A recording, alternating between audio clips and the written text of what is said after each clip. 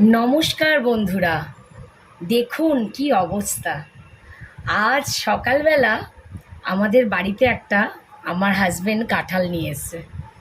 তো কাঁঠালটা এইমাত্র ছাড়াতে বসেছি, প্রায় শেষের মুখে। ছাড়াতে ছাড়াতে আমার মেয়ে বলছে, মা আমাকে একটা কাঁঠাল ছুলে দাও, আমি খাবো। কাঁঠালটা ছুলতে গিয়ে অবাক ব্যাপার। অবাক কি হয়েছে সেই ছোলাটা বন্ধ রেখেই আমি আপনাদের দেখাতে এসেছি যে কি অবাক ব্যাপারটা। আমরা ছোটোবেলা থেকেই শুনেছি বাবা মার মুখে রস খাজা কাঁঠাল কি জিনিস। দেখুন তাহলে আজ কি ব্যাপার। কাঁঠালটা এই যে ছুললাম, এই যে ছুলছি দেখুন। ছুলে যেই মাত্র আমি দানাটা বার করেছি, এই যে দানাটা বার করলাম, দানাটা সাইডে রেখে দিলাম। আর এই দেখুন, দেখছেন, বুঝতে পারছেন কি জিনিস? রস খাজা কাঁঠাল কাকে বলে, এই তার পরিচয়। আমি বুঝতেই পারিনি যে প্রত্যেকটা মুহূর্তে সবসময় আমরা জানি যে রস খাজা কাঁঠাল, রস খাজা কাঁঠাল, কিন্তু দেখুন যখনই দানাটা ছাড়াতে গেছি দেখি কাঁঠালের মধ্যে এই রকম রস। দেখতে পাচ্ছেন বন্ধুরা আপনারা, এই রকম রস। তাই আজ আমি বুঝতে পারলাম যে রস খাজা কাঁঠাল কাকে বলে।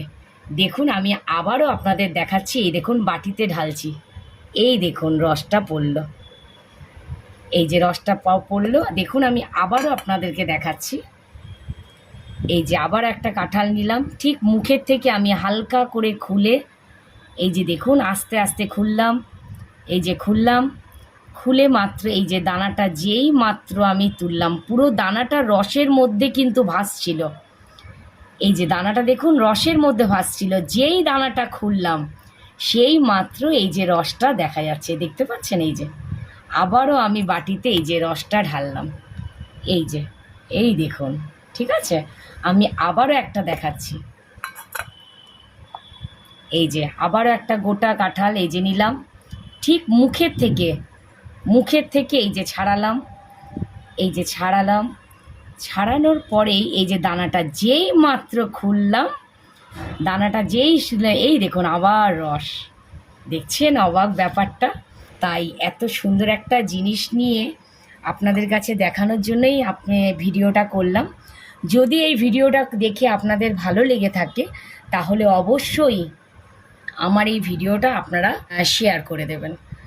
আরেকটি কথা বন্ধুরা, যদি আমার এই ভিডিওটি দেখে আপনাদের ভালো লেগে থাকে তাহলে অবশ্যই আমার চ্যানেলটিকে সাবস্ক্রাইব করবেন আর আমার পাশে থাকবেন, আর আমাকে আরও উৎসাহিত করবেন। নমস্কার।